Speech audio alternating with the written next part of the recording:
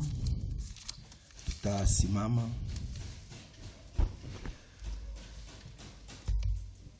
Tutakamata Apokalipse kwenye tuko. Ufunuo 12 mstari wake tutaanzia tu wa kwanza, tutaishia kwa mstari wa 5. Apocalypse 12 verset 1. Un grand signe parut dans le ciel, une femme enveloppée du soleil, la lune sous ses pieds et une couronne de 12 étoiles sur sa tête. Na alama kubwa ilionekana katika mbingu, mwanamke aliyevikwa jua na mwezi ulikuwa chini ya miguu yake, na juu ya kichwa chake taji ya nyota 12. Elle était enceinte et elle cria étant en travail et dans les douleurs de l'enfantement. Naye alikuwa na mimba akilia akiwa katika uchungu wa kuzaa. Le dragon vint s'éteindre devant la femme qui allait enfanter afin de dévorer son enfant lorsqu'elle aurait enfanté, comme verset 4, deuxième partie. Na yule joka akasimama mbele ya mwanamke aliye tayari kuzaa kusudi wakati anapozaa ameze mtoto wake. Elle enfanta un fils qui doit paître toutes les nations avec une verge de fer, et son enfant fut élevé vers Dieu et vers son trône. Na yakazaa mtoto mwanamume atakayetawala mataifa yote kwa fimbo ya chuma, na mtoto wake akanyanyuliwa hata kwa Mungu na kwa kiti chake cha ufalme. Bwana bariki usomo neno lake mjina la Yesu Kristo. Taketi. Uyo mwanamke haiko Maria, uyo mwanamke haiko Israel, uyo mwanamke ni kanisa ambaye anavikwa taji ya nyota 12 ambayo ni fundisho ya mitume 12. Chini ya miguu yake kuna kuwa mwezi, unamaanisha sheria ya Mungu muagano la kale ambayo ililetwa na manabii, na tuliona anavikwa na jua ya haki. Bwana atusaidie sana. Kumbusho jana tuliona ya kwamba mtume Yohane aliona eglise ndani ya siku zijazo, c'était des choses à venir. Kanisa ambao mtume alizungumzia ni kanisa ambao nakuwa ndani ya mwisho ya wakati wa neema.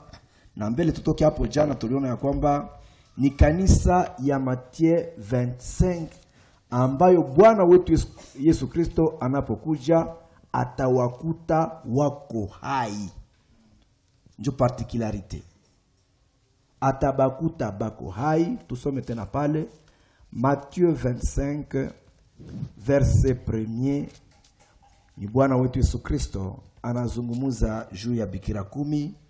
Alors le royaume des cieux sera semblable à des vierges qui ayant pris leur lampe allèrent à la rencontre de l'époux. Alafu ufalme wa mbingu utafananishwa na mabikira 10 waliotoa taa zao wakatoka kwenda kukutana na bwana harusi. 5 d'entre elles étaient folles et 5 sages. 5 wao walikuwa wapumbafu na 5 wenye akili. Verset 6. Au milieu de la nuit on cria, voici l'époux allait à sa rencontre. Lakini saa 6 ya usiku likakuwa kelele, tazama bwana harusi, tokeni kukutana naye. Alors toutes ces vierges se réveillèrent et préparèrent leurs lampes. Alafu mabikira wale wote wakaamka wakatengeneza taa zao. Les folles dirent aux sages, donnez-nous de votre huile car nos lampes s'éteignent. Wale wapumbafu wakaambia wenye akili, mutupe sisi ya mafuta yenu kwani taa zetu zinazimika. Les sages répondirent, non, il n'y en aurait pas assez pour nous et pour vous. Allez plutôt chez ceux qui vendent et achetez-en pour vous. Lakini wale wenye akili wakajibu wakisema, sivyo, haitatutosha sisi nanyi, lakini kwendeni kwa wenye kuuza mununue kwa ninyi wenyewe. Pendant qu'elle allait en acheter, l'époux arriva. Celle qui était prête à entrer avec lui dans la salle de noces, et la porte fut fermée. Na wakati walipokwenda kununua, bwana harusi alikuja, na waliokuwa tayari waliingia pamoja naye kwa harusi, mulango ukafungwa. Amen. Tushie pale mwa ile parabole. Inafaa dimanche tutaendelesha ile plus tard. les autres vierges verts, ou bien les vierges folles verts, mabikira wapumbavu wakakuja et dire Seigneur, Seigneur, ouvrez-nous. na wakasema Bwana, Bwana utufungulie. Plus tard, dimanche tutavizungumzia kona deste yao. Plus tard, tutakiona mu Apocalypse. Après hii balikuya bakafatwa sasa na ile drago. Njo continuité yao. Hii plus tard, wakati baliswata mulango, baliswata enlèvement, continuité iko. Plus tard, ils passèrent par l'épée. Plus tard, njo kwenye tutakuwa dimanche. Bwana atusaidie sana. Alors, hii kanisa ya Apocalypse 12 na njo kanisa ya Matthieu 25.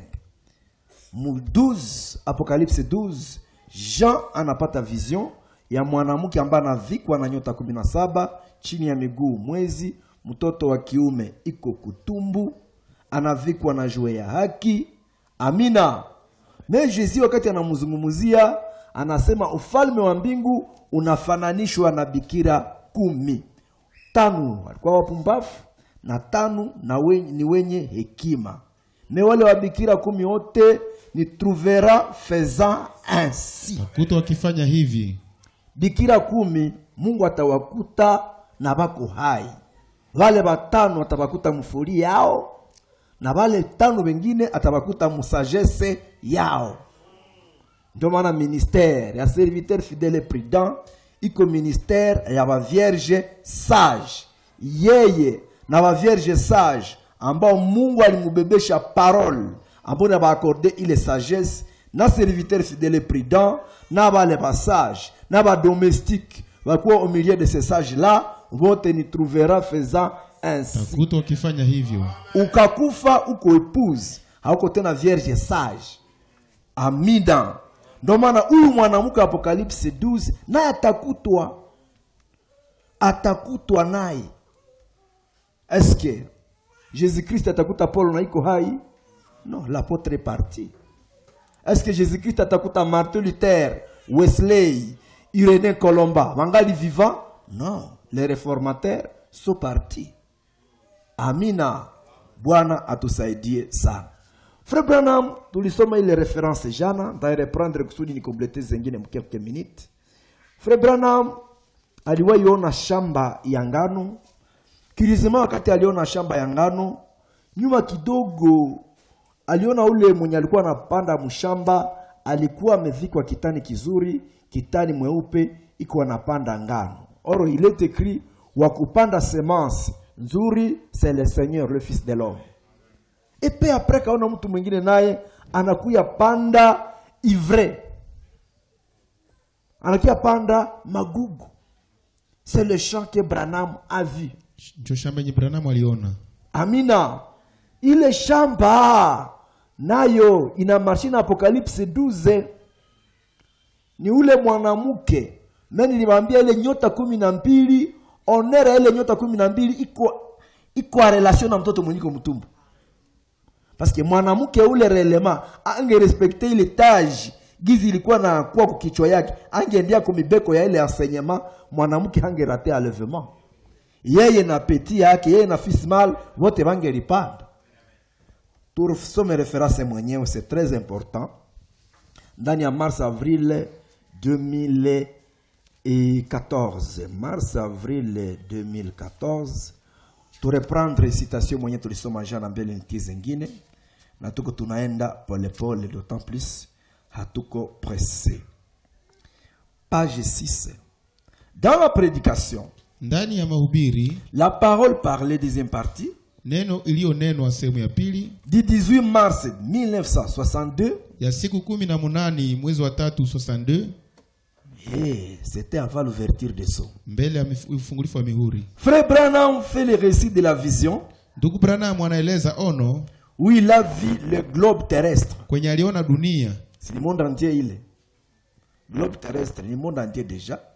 Il est un homme vêtu de blanc. Na mtu alivaa mavazi meupe. Qui comme il était de coutume autrefois. Ginzi ilikuwa ni desturi zamani. Portait un sac à lin. Alikuwa nabeba ile ndaha. attaché sur ce côté, yenye ilikuwa alikuwa naibeba, et dans lequel se trouvaient les grains de blé qu'il semait. na ndani ya ile ndaha mulikuwa mbegu ya ngano yenye alikuwa anapanda. Derrière lui suivit immédiatement un traître. Na nyuma yake papo hapo alimfuata alikuwa ni Busaliti. Busaliti qui sema sa semence d'ivraie, mwenye alipanda mbegu yake ya magugu sur le même terrain. Kushamba moja. Le deux semences, hizi mbegu mbili, le blé et l'ivraie, ngano na magugu, se mirent à croître ensemble. Zikaanza kumea pamoja. Alors arriva une sécheresse. Alafu ukiwa kipwa ikafika. Et aussi bien le blé que l'ivraie penchèrent tous deux leur tête. Ngano na magugu yote kainamisha vichwa vyao. Et puis arriva une pluie soudaine. Na kisha mvua ghafula ikakuja. Le blé se releva et laissa éclater et puissant. Gloire à Dieu. Ngano ikasimama ikainuka ikapaza sauti amina kuja. Gloire à Dieu. Utukufu kwa Mungu. Gloire à Dieu. Utukufu wa Mungu. Je lui me pata mvua. L'ivraie aussi se redressa et s'écria. Na magugu nayo ikasimama nayo ikapaza sauti. Gloire à Dieu. Utukufu kwa Mungu. Gloire à Dieu. Utukufu kwa Mungu. Gloire à Dieu. Utukufu kwa Mungu. Frère Branham en fit étonné. Ndugu Branham akashangalia vile. Na magugu nayo kishapata mvua. Naye nashukuru Mungu. Il pouvait comprendre que le blé exaltait. Aliweza kuelewa kwamba ngano ingetukuza. Mais il ne pouvait pas comprendre que l'ivraie aussi louait Dieu. Lakini hangeweza kuelewa kwamba vile vile magugu ilitukuza Mungu. Et le Seigneur lui dit, na Bwana akamwambia, lis Hébreux 6. Soma Waebrania 6. Il est écrit, inaandikwa, lorsqu'une terre abreuvée par la pluie qui tombe souvent sur elle, wakati udongo unanyweshwa na mvua ambayo inanyesha juu yake, produit une herbe utile assez pour qui elle est cultivée. Inazaa mboga ya maana kwao ambao wanailima. Elle participe à la bénédiction de Dieu. Na shiriki baraka za Mungu. Mais si elle produit des épines et des chardons, lakini kezaa miiba na michongoma, elle est reprouvée et prête d'être maudite. Inakataliwa na iko tayari kulaaniwa. Et on finit par y mettre le feu. Na mwishowe wanaiweka kwa moto. Amina. Il est aussi question ici des personnes qui ont expérimenté Dieu. Hapa inahusu watu ambao waliishi Mungu. Et même qui ont eu part aux puissances des siècles à venir. Na hata walipata sehemu kwa uwezo ya ufalme utakuja. Et au Saint-Esprit. Na kwa Roho Mtakatifu. Mais qui toutefois sont tombés. Lakini hata hivyo walianguka. Et exposent le Fils de Dieu à l'ignominie. Na wanahayarisha mwana wa Mungu. Il existe des croyants qui ont attendu la précieuse parole de Dieu. Kuko waamini ambao walisikia neno damani la Mungu. Qui ont cru au message. Ambao waliamini ujumbe. Mais qui ensuite se détournent et ne peuvent plus jamais revenir. Na kisha kumwisho wanarudia nyuma, hawezi kurudia tena. Anaongeza tena hivi ku page 9. Frère Branham vit comment le blé et l'ivraie furent semés. Ndugu Branham aliona namna gani ngano na magugu vilipandwa. Et poussèrent sur le même terrain. Na vikaota juu ya shamba moja. Notre Seigneur l'a également mentionné dans Matthieu 13. Bwana wetu vile vile alionyesha ndani ya Mathayo 13. Et là aussi il dit au verset 30. Na pale vile vile anasema kushairi ya 13. Laissez croître ensemble l'un et l'autre. Acha zikomae moja kwa mwingine pamoja. Jusqu'à la moisson. Mpaka wakati wa mavuno. Le Seigneur m'a montré le grand champ de blé. Bwana alinionyesha shamba kubwa ya ngano. Dans une parfaite maturité. Imekomaa kabisa kikamilifu. Sans ivraie et sans mauvaise herbe. Pasipo magugu na pasipo majani maovu. Ndugu Frank wakati wanamuonesha shamba ilikuwa ni shamba ya ngano peke yake. Na ndani hamuna magugu. Amina. Yeye kama mvunai, lui comme moissonneur. Amina. Atavuna ngano seulement. Ndio maana leo Église du Dieu vivant ilikuwa nawaambia jana, leo kwenye tunafikia message biblique wakroya biko typifié na ngano. Mandiani ya Matthieu 13 inaandikwa ya kwamba mbegu nzuri ni wana wa ufalme. Matthieu 13, wana wa ufalme, binti za ufalme, tuko kufundi na mbegu nzuri. Ama ngano na wana wa ufalme ni kitu kimoja. Ndio kwenye tunafikia leo. Mnaona leo tunaishi vision de la tente. Ono ya hema ambao Frère Branham aliona, ambayo wakati ndugu Branham alikuwa ndani ya Geneza, ndugu Frank aliona tena tente. Ndio kwenye tuko leo. Kwenye prédication kuna kuwa Teni Krefeld mu monde entier. Peuple yote, mataifa yote, lugha zote, tuko tunasema amen au même moment. Bamoya amen zinatoka ku 10h alors qu'aux États-Unis ingali 3h du matin. Wanalamuka 3h bana suivre prédication na si hapa ni 10h, labda Krefeld ni 11h, Chine inaweza kuwa ma 15h pekee. Amina. Australie inaweza kuwa na ni ma 18h, États-Unis ni ma 3h du matin, na hapa Butembo ni ma 10h, mais au même moment tunasema amen. C'est ça même la vision de la tente. Njo ono ya hema. Mule vierge folle hana mtena nafasi, alishabakia aux années 1965. Ana mini ministère frère Branham, mais a mini continuité. Amina. C'est pourquoi Branham pouvait dire la vierge folle est dans le message. Njo maana ndugu Branham angeweza sema Wakati wake ilikuwa très normal. Amina. Mais wakati wetu la vierge folle est dans les dénominations. Haiko ma dénomination catholique, ama protestante, ama CBC, ama siwi watu gani nzambe malamu, ni ma dénomination za tendance message. Les vierges folles. Utawapata kule chez les tonneristes ainsi de suite. Mais wenye wana suivre serviteur fidèle et prudent, pale yako hakuna wa vierge folle, Bwana atusaidie sana. Anaongeza hivi concernant la vierge sage et la vierge folle.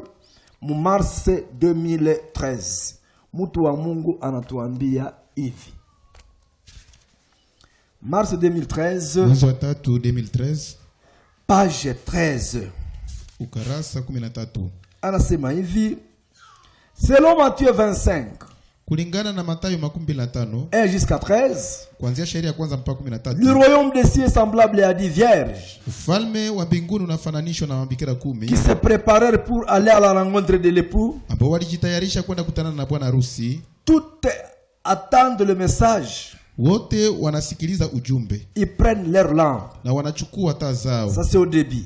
Pale Mais alors alafu toutes s'endorment. wote wanalala. Nous devons comparer Matthieu 25:5 tunapashwa kulinganisha Mathayo 25 shairi ya 5 à Matthieu 13:25. ku Mathayo 13 shairi ya 5. Ici la bonne semence a été semée par le Fils de l'homme. Hapa mbegu njema ilipandwa na mwana wa watu. Et puis les gens s'endormirent et l'ennemi profita Na kisha watu wakalala na adui de ce moment-là pour semer sa mauvaise semence. Adui akaingia ndani ile nafasi kusudi apande mbegu yake mbaya. Frère Branham l'appelle la semence de la discorde. Ndugu Branham anaiita mbegu ya itilafu. Dans la parabole de Matthieu 25, ndani ya ile mfano wa Mathayo 25, toutes les vierges s'endorment également. mabikira wote wakalala vile Et vile. maintenant aussi, Na sasa vile l'ennemi profite de l'occasion pour semer sa semence. adui akapata nafasi kusudi apande mbegu yake. Chaque interprétation Kila matafsiri est une semence étrangère que l'ennemi sème. ni mbegu ya kigeni ambayo adui anapanda.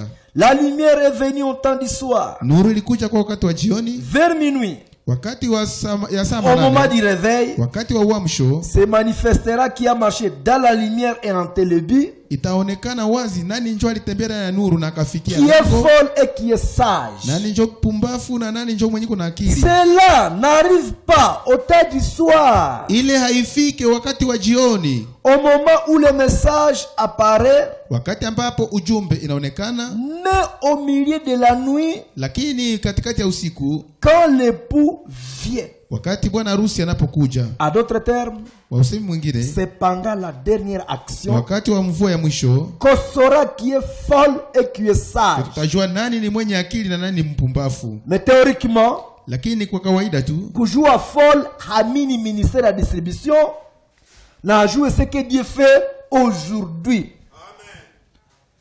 Mais wakati tafika mwa accomplissement kubatenganisha, parce que leo unaweza sema unajirassemble katwa uko folle, ati ale ni prouver, mina mprouver anapata compréhension, anatukuta. Mais ce jour-là, il n'y aura plus de temps. ile siku hakutakuwa tena wakati. Amina. C'est alors que l'huile de l'esprit vient en manquer aux folles. Alafu ni ile wakati mafuta ya roho inapungua, wanakosa mafuta ya roho. En effet, hata hivi elles sont envoyées pour aller en acheter auprès de ceux qui avant. wanatumwa baende banunue kwa bei wanauzishaka. Non pas vers celui qui baptise de l'esprit et de feu. Hapana kwake yeye anayebatiza kwa Roho Mtakatifu na kwa moto. Certes, ceux qui en vendent parlent beaucoup de la révélation de l'esprit. Hakika wale wenye wanauzishaka wanasemaka sana kuhusu ufunuo wa roho, Mais ils n'en ont même pas. lakini kwa kweli habana hata. Bwana atusaidie sana. Ule njo vierge folle atakuya na imekuwa trop tard.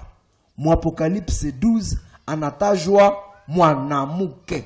Paske wakati mtoto anazaliwa wa kiume anamudistingue na ule mwanamke dans l'ensemble. Mais dans la vérité présente, Kweli ya sasa déjà tunaachana ku 1965. Deja tunaachana. Amina.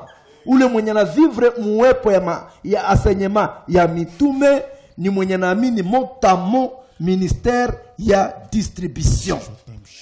Niongeze kamoya ma reference juu ya vierge folle na vierge sage ziko mingi sana, niongeze tu kamoya tuendeleshe na ma écriture. Bwana awabariki. Nikamati hata Octobre 2017 ku page 8. Mtu wa Mungu anaongeza hivi ku page 8 anasema, qui peut aujourd'hui répondre honnêtement? nani njoo leo anaweza jibia kwa uadilifu? Oui. Ndiyo. Qui a bien compris tout ce qui a été prêché Nani njoo alielewa vizuri yote ambayo ilihubiriwa et écrit en accord avec la parole de Dieu na iliandikiwa kulingana na neno la Mungu par la commission divine? kwa njia ya kazi ya kiungu. À qui le Seigneur peut-il déclarer que ses yeux et ses oreilles sont bienheureux? Nani njoo Bwana anaweza kuambia kwamba macho yake na masikio yake ni yenye heri? À nous. Ni kwetu. Mimi na répondre aux questions. À nous. Kwetu. Apparemment, Kwa kuonekana kwa hali ya toutes les nje, vierges qui attendaient la venue de l'époux mabikira wote ambao walikuwa nangojea kuja kwa bwana harusi se sont endormis. walilala, Toutes s'éveillèrent, wote wakalamuka, mais seuls les sages s'endormirent, lakini wale tu wenye busara wenye walilala portant en elles la semence de la parole, walikuwa wamebeba ndani yao mbegu ya neno, et se réveillèrent également avec la semence de la na parole. wakalamuka vile vile na mbegu ya neno. Elles étaient prêtes Walikuwa tayari et pourront entrer dans la salle de noces, na wangeweza kuingia ndani ya chumba cha parce harusi, qu'elles avaient avec elles l'huile dans leur vase, sababu walikuwa pamoja nao mafuta ndani ya vyombo vyao, et purent puiser de la plénitude de l'esprit. na kisha wanashota kwa utimilifu wa roho. Les folles se laissèrent avouter par l'ennemi Wapumbafu walijachilia washawishiwe na adui dans des interprétations. ndani ya matafsiri, Hapa anasema par les traîtres, kwa njia ya msaliti hapa anasema par l'ennemi. adui. Elles se retrouveront devant la porte fermée Watajikutaka mbele ya mlango inafungwa, et elles frapperont à vain. alafu sasa watapigaka bila maana bule. Après ça, Baada ile elles seront poursuivies par les dragons. watafatiwaka sasa na joka. Ndio. Vitabakutaka cher. Elles seront poursuivies par les dragons. Watafatiwa sasa na joka. Tutafika pale dimanche. Apocalypse 12:5 turudie pale. Ufunuo 12:5. Les vierges folles s'arrêtent à 65. Mabikira wapumbafu wanaishia wanasimamia ku 65. Elles n'en savent rien de ce que Dieu fait aujourd'hui. Hawajui chochote kuchenye Mungu anafanya leo. Elles injurient les serviteurs fidèles et prudents. Wanatukana mtumishi mwaminifu na mwenye busara. Ce sont même des impolis, ils ont blasphémé. Ni bakosa adabu hata wamekufuru. Apocalypse 12, Ufunuo 12 verset 5. sheria 5. Elle enfantant un fils qui doit paître toutes les nations avec une verge de fer. Na yakazaa mtoto mwanamume atakayetawala mataifa yote kwa fimbo ya chuma. Et son enfant fit lever vers Dieu et vers son trône. Na mtoto wake kanyanyuliwa hata kwa Mungu na kwa kiti chake cha ufalme. Amen. Hapa bien-aimé, wakati apôtre Jean anasema ku enlèvement ya épouse, anasote directement ma étape mingi, anenda kusema ku épouse mwenye na atendre kiwango cha mtu mkamilifu. Hashindi kwa anaanza tena kwa nouvelle naissance, épouse yenye na cible yenye aliona ni mtu mzima, ni mtu wa kukomaa. Parce que imeandikwa hivi juu ya watoto, ukakuwa mtoto ndani ya imani, tu vas manger l'enlèvement. Yakosa unyakuo. 1 Corinthiens chapitre 3. Wakorintho wa kwanza 3. Verset 1. Shairi ya kwanza. Mtu wa Mungu anatuambia hivi. Pour moi frère, Kwangu mimi ndugu, ce n'est pas comme à des hommes spirituels que j'ai pu vous parler, sikuweza kusema na ninyi kama na watu wa roho, mais comme à des hommes charnels, lakini kama na watu wa mwili, comme à des enfants en Christ. kama na watoto wadogo katika Kristo. Amen. Watoto ndani ya Kristo, mutumi anabaita tena watu ya mwili. Mnajua mtu ya mwili iko tofauti na mtu nyama. Mtu nyama ndio mwenye haaminiaka Bwana wetu Yesu Kristo. Na wakati uko mtu mwili, tu es écrit déjà à l'œuvre de Golgotha, uko mtu mwili ubie uko mtoto katika imani. Tu es charnel. Kwa kimwili. Na wakati sisi tunasema mtu ni wa kimwili, déjà tunakupakula. Mais bibliquement mtu wa mwili comme à des enfants kama watoto en Christ. katika Kristo. Quand on est enfant en Christ, Kati mtu ni ungali mchanga ku katika nouvelle Kristo. naissance, uko un homme charnel. Mtu wa Donc mwili. mtu anasema Bakorintien, wakati nilibazungumzia sikumuzungumzia comme des hommes spirituels. Un homme spirituel c'est qui? Mtu wa roho ni nani? Ni mtu mwenye ana comprendre, mwenye anasha atteindre maturité. C'est celui-là un homme spirituel. Ndio mtu wa kiroho. Habina rapport na mazawadi. Ubia habina rapport na kujishimia sana kushinda bapadiri. Unaweza kanyaka na kuyai haitapasuka. Ce n'est pas ça la spiritualité. Ule ndio kiroho. Je vous ai donné du lait, Nimewapa ninyi non de la maziwa. nourriture solide, car vous ne pouviez pas la supporter et vous ne le pouvez pas même à présent parce que vous êtes encore charnel. Nimewakunywesha ninyi maziwa wala si chakula, kwa sababu mulikuwa hamujaweza, hata sasa hamuwezi, kwa sababu hata sasa ninyi ni watu wa mwili. En effet, puisqu'il y a encore, il y a parmi vous de la jalousie et des disputes, n'êtes-vous pas charnel et ne marchez-vous pas selon l'homme? Kwa sababu kuna wivu na ugomvi katikati yenu, ninyi si watu wa mwili, mkikwenda kwa namna ya watu. Amen. Niko ba enfant en Christ. Watoto katika Kristo. Bashamini œuvre de Golgotha, mema chenga ya majalousie ingali katikati yao. Bwana tusaidie sana. Hébreux chapitre 5, ndo bali mériter kukula maziwa, haba kumériter une nourriture solide. Hébreux chapitre 5, Waebrania 5 verset 12. shairi ya 12. Mtume anaongeza hivi.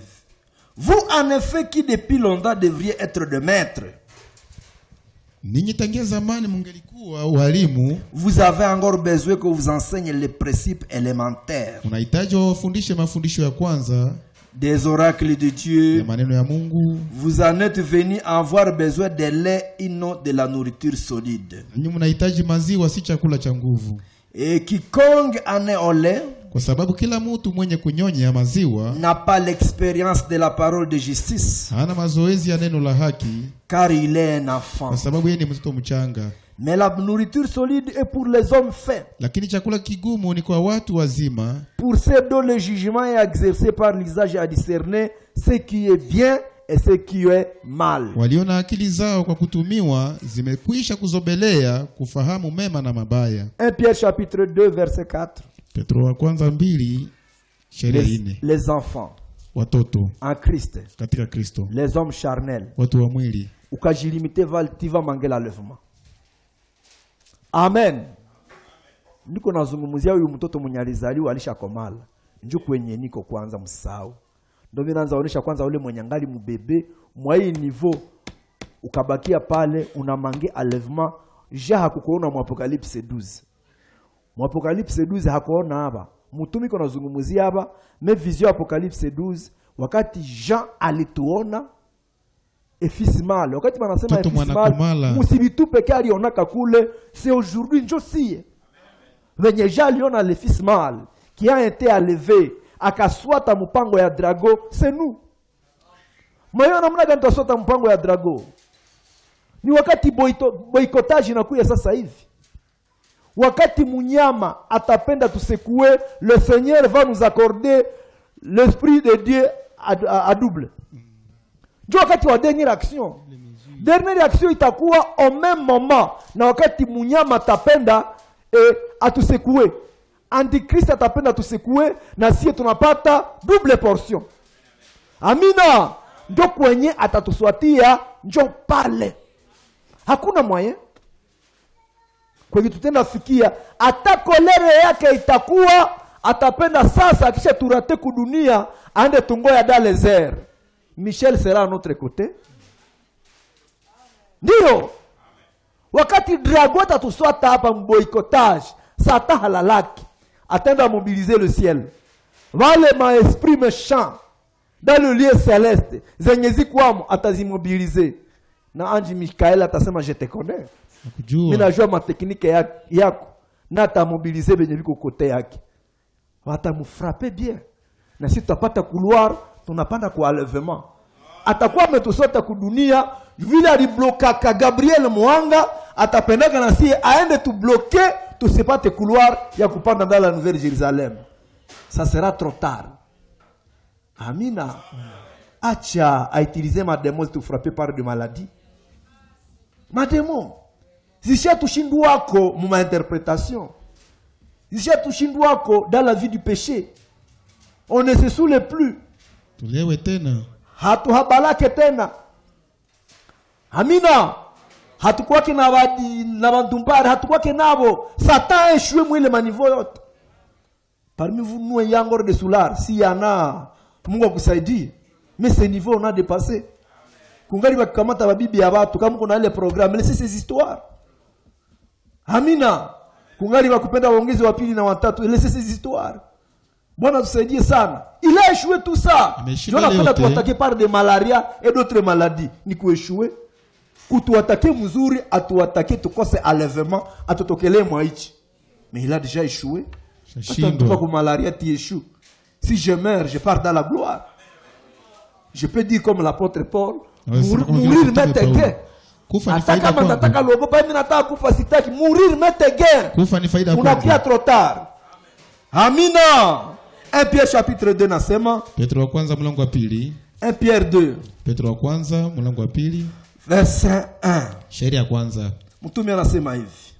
Rejetant donc toute méchanceté et toute ruse, la dissimulation, la vie et toute médisance.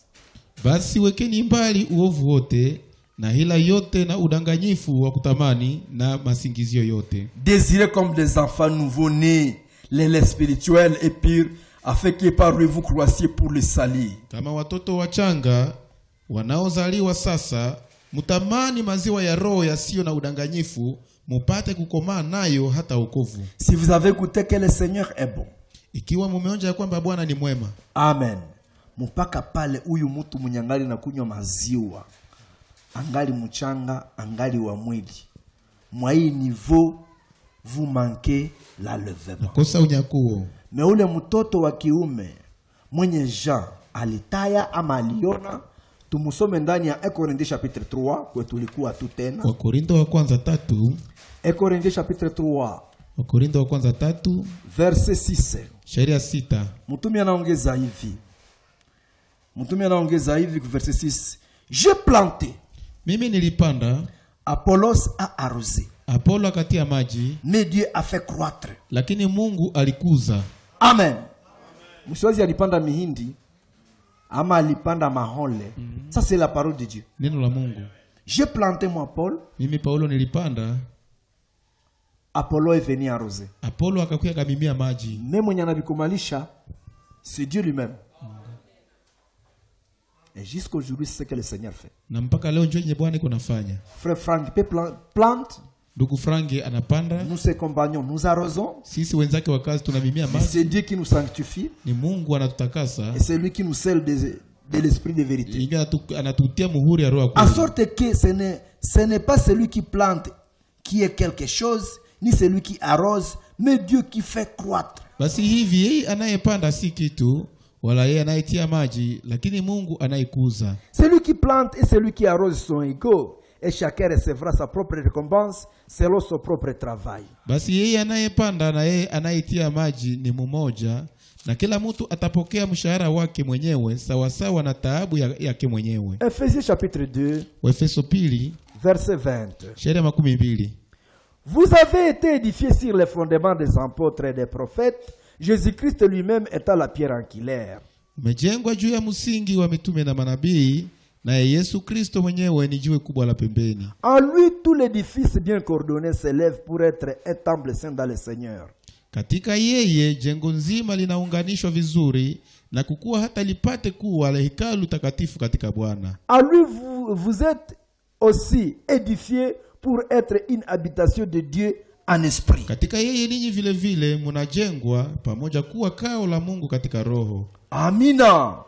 Au fur et à mesure tuko tunasikia parole de vérité, amina, tunakuwa habitation, Jengo, makao ya Mungu, makao ya roho ya Mungu. Amina. Kiwango yenye mtume anasema juu ya edifice de Dieu anasema hivi, 1 Timothée 3:15. 1 Timothée 3:15. Timotheo wa kwanza 3:15. Mtume anaongeza hivi, 1 Timothée 3:15. Mais si je tarde, tu sauras comment il faut se conduire dans la maison de Dieu, qui est l'église de Dieu vivant, la colonne et l'appui de la vérité. Lakini kama nikikawia upate kujua sana namna inavyokupasa kutenda katika nyumba ya Mungu iliyo kanisa la Mungu aliye hai, nguzo na msingi wa kweli. Amina. Mu 1 Pierre chapitre 2 verset 4. 1 Pierre chapitre 2 verset 4. Petro wa Mtume kwanza anaongeza 2:4. hivi, kisha yule pale mu verset 1 mpaka 3 anasema kwa watoto wachanga venye ukabakia pale mwale kiwango una manke enlèvement. Hapa tuko nafuatilia mtoto wa kukomaa wa Apocalypse 12. Approchez-vous de lui, pierre vivante, rejetée par les hommes, mais choisie et précieuse devant Dieu. Mumkaribie yeye jiwe lenye hai lililokataliwa na watu, lakini chaguliwa kwa Mungu lenye heshima. Et vous-même, comme des pierres vivantes, édifiez-vous pour former une maison spirituelle, un saint sacerdoce, afin d'offrir des victimes spirituelles agréables à Dieu par Jésus-Christ. Ninyi vile vile kama mawe yaliyo hai, mumejengwa muwe nyumba ya roho, ukuhani mtakatifu, kutoa zabihu za roho za kupendeza Mungu kwa njia ya Yesu Kristo. Amina. Wakati tunamkaribia Mungu, kila mmoja wetu tunajitoa kuwa dhabihu. Kumwisho ya vita tutasema kama vile mtume Paulo, nimepiga vita vizuri. Mbele aseme nimepiga vita vizuri, anasema nimetoa mwili wangu kuwa dhabihu, nimetoa mwili wangu kuwa sadaka. Na anaendelesha, je combattu le bon combat, Nimepiga na vita vizuri, je finis ma course, nimemaliza mwendo wangu, je garde la foi. nimelinda imani. Amina. Na si wakati tuko tunamtolea mili yetu kuwa sadaka, tuko napiga vita vizuri na tumelinda imani. Mtume angeongeza anasema, désormais la couronne de justice Taji ya haki m'attend. na niwekewa, La couronne de justice taji ya haki m'attend. na ningojea, Non seulement à moi, si mimi tu, mais encore à ceux qui aiment aussi son avènement. lakini wote vile vile wanaopenda ujio Tunaweza wake. sema kama vile mtume, tumepiga vita vizuri. Mimi nawaza ile phrase biblique, ile tamshi tutaisema mu dernière action. Mu dernière action, ndio mtakuwa ansirasi. Mu dernière action tutasema kila mmoja wetu, maintenant Sasa, tu peux laisser ton serviteur ongeza mtumishi wako s'en aller à na paix. salama. Parce que toka tuko na biishi na tuko tunaambia monde à Dieu. Kwa La heri vierge folle tushavambia aller chez ceux qui vendent. muende kubeba Adieu aux vierges folles. Kwa heri bikira Adieu mtakatifu. aux dénominationnels. Kwa heri madhehebu. Adieu. Kwa heri. Nous avons combattu les beaux combats. Tumepigana vita vizuri. Nous avons achevé la Tumemaliza course. mwendo. Désormais l'enlèvement nous attend ici. Tangia sasa kunyakulia na tungoja. Haleluya! Tutapanda mbinguni tunaiona, hakuna ubishi. Hata situka tushafika angani na hatukuonana kwanza hapa. Vile tuko hapa mu rassemblement ni réalité, na ku dernière action ni réalité, na ku enlèvement ni réalité. Amina. Jamais et encore jamais dans les airs. Mtu wa Mungu anasema, koma munapenda mwende kula meza ya mbinguni ya karamu ya mwana kondoo, alors ici dans le rassemblement muko incapable kufanya communion. Bwana tusaidie sana. Que Dieu soit loué. Njo ule mtoto mwenye alionekana pale, anakiwa onekana pa 1 Pierre 2 Pierre chapitre 3 verset 18.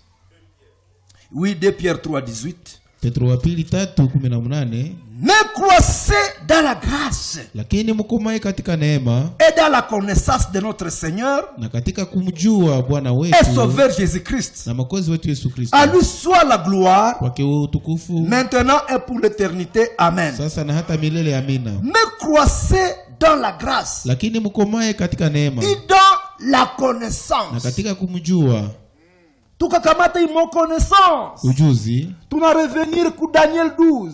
Danieli Au temps de la fin, wakati wa mwisho plusieurs le liront. wengi wataisoma Et la connaissance na ujuzi augmentera. utaongezeka C'est après l'ouverture des sceaux baada ya ufungulifu wa et la révélation de la parole. ufunuo wa neno, C'est après l'ouverture des sceaux baada ya ufungulifu wa et le mimi ministère de la distribution. na huduma ya kugawanya chakula. Amina.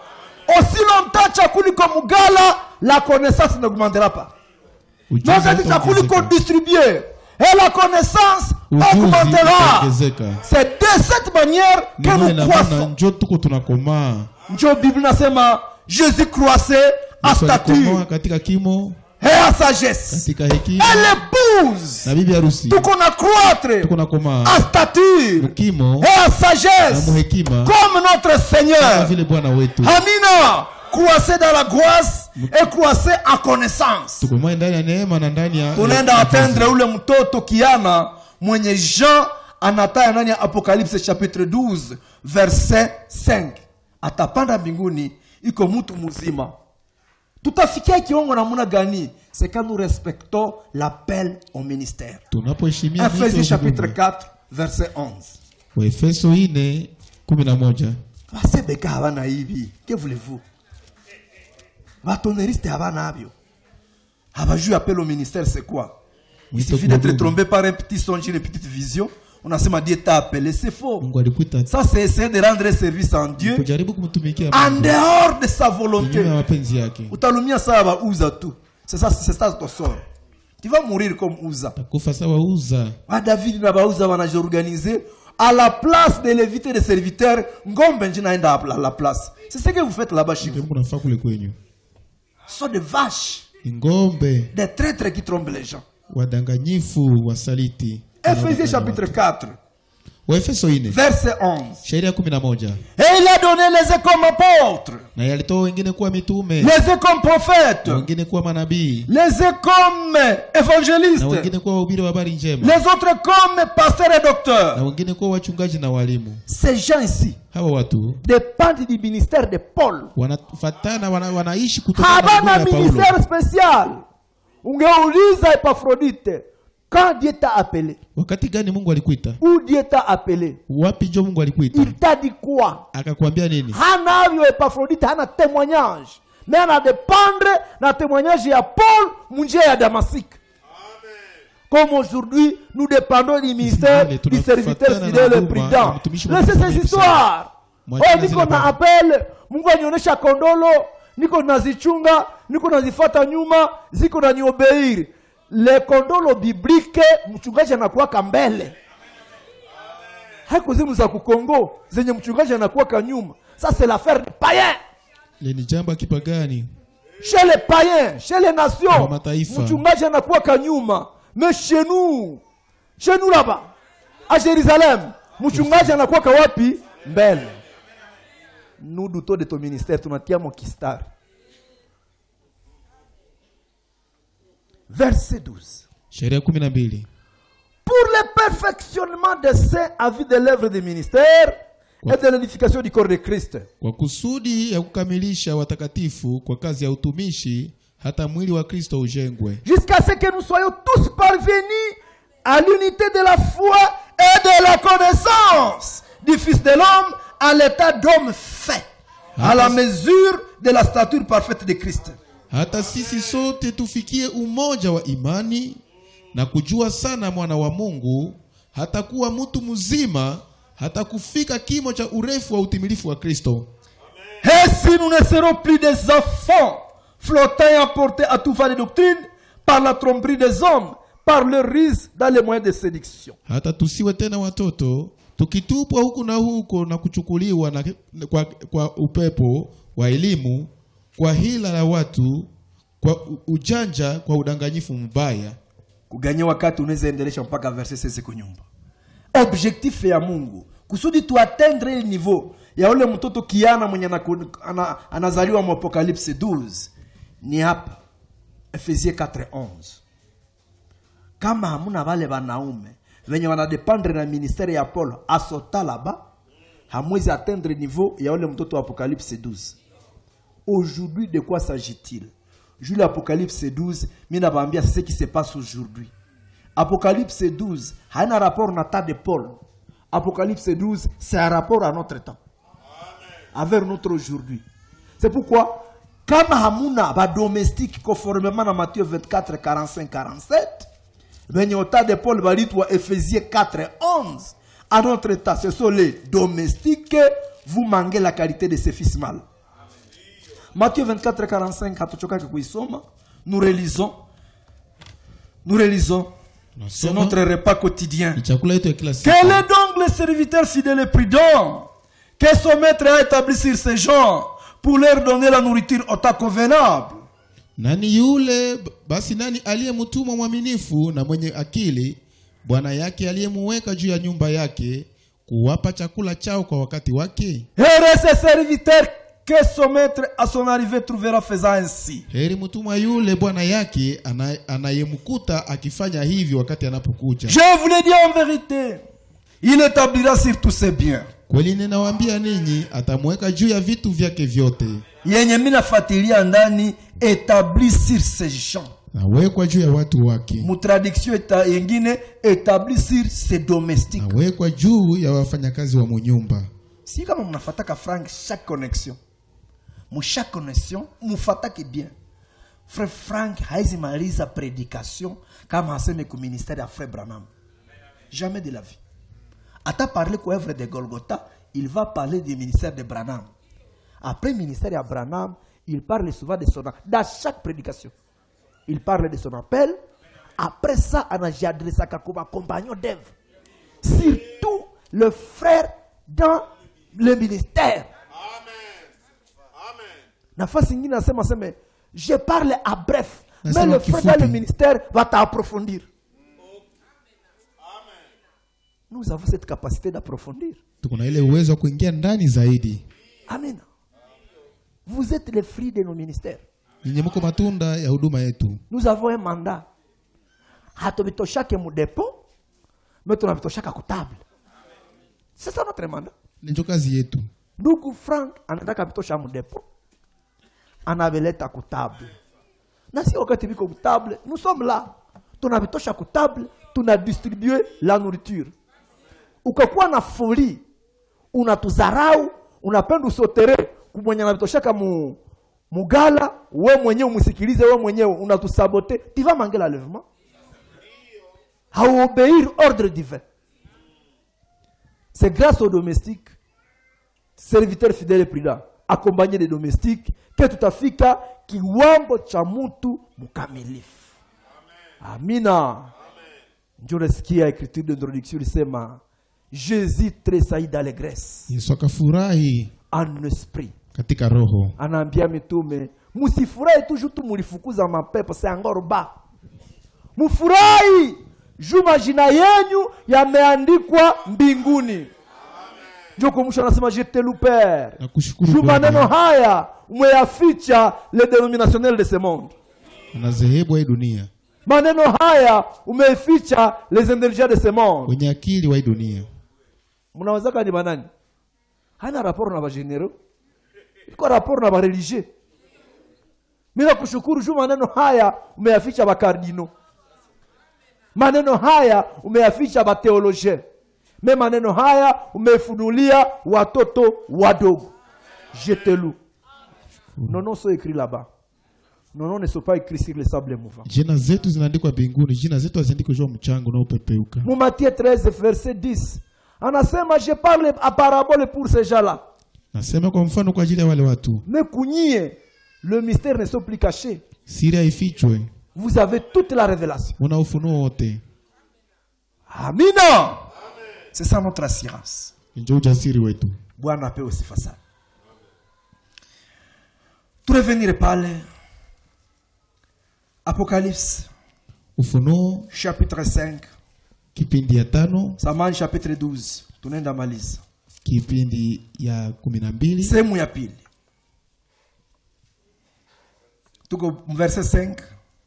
Tusome sehemu ya kwanza. Elle enfanta un fils Na yakazaa mtoto mwanamume qui doit paître toutes les nations avec une verge de fer. atakayetawala mataifa yote kwa fimbo ya chuma. Amina. Hii ni confirmation. Mais quand tunarudia mu Apocalypse chapitre 2 verset 26, mu âge de Thyatire, njo Seigneur alipana ile promesse kukanisa. Ndani ya Apocalypse 2 verset 26, Ufunuo 2:26. Seigneur anasema hivi, verset 26, ilikuwa rapport donc alikuwa âge de Thyatire, anasema hivi, à celui qui vaincra Na yeye anayeshinda et qui gardera jusqu'à la fin mes œuvres, na kutunza matendo yangu mpaka mwisho, je donnerai autorité sur les nations. nitampa mamlaka juu ya mataifa, Il les pètera avec une verge de fer. na atawatawala kwa fimbo ya chuma, Comme on brise les vases d'argile, kama vyombo vya mfinyanzi ainsi que vinavyopondwa, moi-même j'en ai reçu le pouvoir de mon Père. kama mimi nilivyopewa kwa baba yangu. Amina. Ule mtoto mwenye atakuwa amepanda mbinguni, entre autres épouse, ni yeye atakuwa malkia, atatawala pamoja na Bwana wetu Yesu Kristo miaka 1000. Amina. Atatawala pamoja na Bwana wake. Mwiaje yetu inasemeka hivi ya d'autres termes, Apocalypse 3 Ufunuo 3 verset 20. sheria 12. Pale munifate mzuri. Voici je me tiens à la porte Tazama ninasimama kwa mlango, et je frappe. ninapiga hodi. Si quelqu'un attend ma voix Kama mtu akisikia sauti yangu et ouvre la porte, na kufungua mlango, j'entrerai chez lui, nitaingia kwake, je souperai avec lui nami nitakula pamoja et naye, lui avec moi. na yeye pamoja nami. Wakati mtu wa Mungu anasomaka hii verse, mnajua resama kwa connexion passée alituambia quand il a été sur l'île de Patmos, Alipokuwa juu ya kichanga cha Patemo, il a reçu la révélation de toute l'Apocalypse. alipokea ufunuo ya ufunuo wote. Ndo wakati kunasema ku verset 20 hii écriture anasema nini? Hii écriture inahusu la distribution de la nourriture. Amina. J'entrerai chez lui Nitaingia kwake, et je souperai avec lui nitakula pamoja naye, et lui avec moi. na yeye pamoja nami. Cette écriture s'accomplit aujourd'hui. Iandiko natimia leo, Cette écriture s'accomplit maintenant. iandiko natimilika sasa. Avons-nous ouvert nos cœurs? Je, tumekwisha fungua mioyo yetu? Amen. Seigneur iko pale. Si Dieu tukunakula la manne fraîche. Mana mbichi, Tukunakula la nourriture spirituelle au temps convenable. chakula cha kiroho wakati unaofaa. Kwetu promesse inasema hivi. Celui qui vaincra. Yeye atakayeshinda, Au vainqueur. mshindaji, Au washindaji, fils mâle. mtoto mwanamume, Au fils mâle. kwa mtoto mwanamume Imeandikwa, je le ferai asseoir avec moi sur mon trône, tamuketisha pamoja nami katika kiti comme cha moi j'ai ufalme, vaincu et me suis assis avec mon Père sur son trône. kama mimi nilivyoshinda nikaketi pamoja na baba yangu katika kiti chake cha ufalme. Amen. Bwana wetu apewe sifa sana. Victoire, mes bien-aimés, ni kwa upande wetu vile imeandikwa ndani ya Apocalypse 12. Munaweza niruhusu nianze ku verset 7 kusudi tupaelewe mzuri. Il eut guerre dans le ciel. Michel et ses anges combattirent contre les dragons et les dragons et ses anges combattirent. Palikuwa na vita mbinguni, Mikaeli na malaika zake wakapigana na yule joka akapigana nao na malaika zake. Mais ils ne firent pas les plus forts et leur place ne fut plus trouvée dans le ciel. Na hawakushinda wala pahali pao hapakuonekana tena mbinguni. Elle fit précipiter le grand dragon, le serpent ancien, appelé le diable et Satan, celui qui séduit toute la terre. Il fut précipité sur la terre et ses anges furent précipités avec lui. Yule joka akatupwa, yule mkubwa, nyoka ya zamani anaitwa Diabolo na Shetani, anayedanganya dunia yote, akatupwa hata dunia, na malaika zake wakatupwa pamoja naye. Et j'entendis dans le ciel une voix forte qui disait, Nikasikia sauti kubwa kutoka mbinguni kisema, maintenant le salut est arrivé, ainsi que la puissance, le règne de notre Seigneur et l'autorité de Jésus-Christ, car il a été précipité l'accusateur de nos frères, celui qui les accusait devant notre Dieu jour et nuit. Sasa kumekuwa wokovu na nguvu na ufalme wa Mungu wetu na mamlaka ya Kristo wake, kwa maana ametupwa chini mshitaki wa ndugu zetu, yeye anayewashitaki mbele ya Mungu wetu mchana na usiku. Ils l'ont vaincu à cause du sang de l'agneau et à cause de la parole de leur témoignage. Ils n'ont pas aimé leur vie jusqu'à craindre la mort. Amen. Nao wakamshinda kwa damu ya mwana kondoo na kwa neno la ushuhuda wao, wala hawakupenda maisha yao hata kufa. Bwana wetu apewe sifa sana. Wakati dragon anatueshue hapa kudunia, wakati boycottage inatuswa tako, tunapanda kwa enlèvement. Mais kwa enlèvement muovu, le dragon serpent ancien appelé Satan ataenda muluga yetu tuseme kutulimbiria. Atapenda tena aende mobiliser l'ennemi qui est dans les airs. Mademo zenye ziko mwanga kusudi zitufungie njia. Mais Mikael et ses anges watakuwa kwa upande wetu. Watamushusha. Na sauti nasema sasa wokovu imefika. Et pourtant wokovu ilifika kwa la croix de Golgotha. Itakuwa ni wokovu deja wa mili yetu, tout comme au corps de gloire. Le salut est arrivé. La puissance, l'autorité, le règne de notre Seigneur est arrivé. L'accusateur de nos frères ashashushwa chini, atashushwa na sisi tunapanda. Na ndiko nasema bamemushinda juu ya damu ya mwana kondoo na juu ya neno ya ushuhuda. Haleluya! Tutamushinda. Ndio kwenye mtume Jean anasema la foi c'est notre victoire. Bali ni ushindi wetu. Amina. Mon cher, victoire iko kote yetu. Tuko avec toutes les armes nécessaires pour notre victoire. Le sang est là. Damu iko pale. Depuis Golgotha, et la parole révélée est là. C'est ce qui forme notre foi. Ni mwa ile manière tutamushinda. Mais kujipigania munamna yetu nous allons échouer.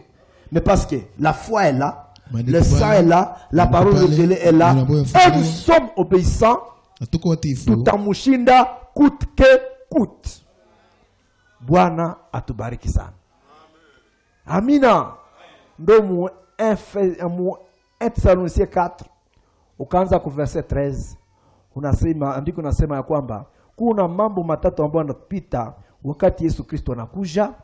Jambo ya kwanza, un signal donné, ça concerne les morts. Hapa hasemi kuya signal donné, à la voix de l'archange, sauti malaika mkubwa njoo yenye mtume anataya. Amina. À la voix de l'archange, sauti malaika mkubwa ni wakati archange Michel ama Mikael anashusha huyo joka pamoja na malaika wake, na sisi tunapita. Bwana atubariki sana. Voilà, nie na famal mtu akukomea, mwenye na respecter ordre divin, mwenye naamini ministère ya Frère Branham, mwenye naamini ministère ya Frère Frank, mwenye naamini ba domestique, mwenye ko obeisa ku rassemblement, ni yeye atanyakuliwa. Ule njo mtu mzima. Le Seigneur n'a pas besoin des hommes qui ont des déficits. Les hommes qui ont des déficits, bako au monde il y a un message, beaucoup de fous charnels, même pas spirituels, frère Mbale. Imaginez, anapenda kuwa kusanyika, mais anajimetre à l'écart, anakuwa nasimama nje. C'est ça, c'est quoi? Kupande moya anapenda kuwa kukisomo. Akishafika kwenye kisomo anasimama nje mjua. Qui est fou? C'est nous qui construisons ou bien un fou finalement? On ne comprend plus rien. Wengine biko kumanyumba. Anatufata ku téléphone, mais anabakia mshambre. Qui est fou? Ne manquez pas au rassemblement. Frère Frank anasema kama tamu ko mupori quelque part Jonas, ushaenda Durba, unakuta ni maeglize ya mafausse doctrine, ukakuta yo nani? Le mari de Lydie c'est qui encore? Dirigen, unakuta una mwingine, tunasipoze hakuna rassemblement. Itarigen, ita na mwingine, mujikosandre ku téléphone, mufate connexion. C'est déjà un rassemblement. Mais on a quoi à chambre? Ça c'est la folie. Je vous dis, si Dieu t'en a obéi mubaya, ou bien Dieu va fou. Il y a une folie spirituelle. Il y a une folie biologique. Parce que folie spirituelle, ni ma interprétation. Mais biologique, c'est ça. Vous imaginez ça? Oh, juste. On va où? Pas d'abiwerewere ni bien mingi. Que Dieu nous pardonne. Tout ça me référence à mouche touché pas. C'est grave, c'est compliqué. On ne comprend plus rien. On ne comprend pas. Mais qu'est-ce que c'est finalement? C'est un job à bailler ou bien à ton bachir? C'est quoi au juste? Apocalypse livre scellé les sceaux. Ufunuo kitabu ambacho kinafungwa la mihuri 7. Kuna kwa wengine wanashindia ma WhatsApp kila wakati ni kutuma ma message. Kila wakati lettre circulaire. Kila wakati zile mie njuta ishia kwa makolere zako za lettre circulaire. Suende tafuta wenye hawaya comprendre. Qui t'amène entre moi et toi? Qui a enseigné qui? Amen. Bama. Par la grâce de Dieu, par nous, Dieu nous a utilisés, nous fit à un certain niveau. Ou que ça fait à un certain niveau, on n'a pas na kamata lettre, on y attaqué. Tu es fou? Nous subissons ça. Hein? Nous n'avons pas ta référence à Nanitupia. Qui t'a dit ça? Ou t'as mwambia, ou t'as allé na ame moya ku Christ, rien du tout. Ça c'est la folie. Vous allez manquer l'enlèvement. 69. Mungu tunamalizia kwa référence.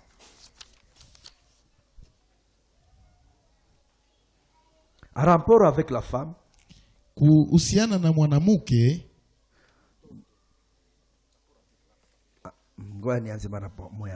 il est impressionnant de voir, ni ya kushangaza kuona, avec quelle exactitude, pamoja na uhakika gani, le Saint-Esprit a dicté la parole. Roho Mtakatifu aliandika neno.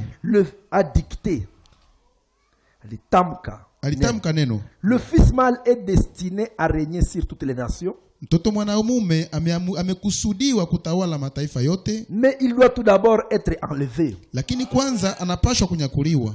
L'ordre exact des événements est le suivant. Taratibu sahihi ya matukio njo hii. Premièrement a lieu l'enlèvement. Kwanza kunyakuliwa inafanyika. Il est repas des noces dans le ciel. Na karamu ya mwana kondoo mbinguni.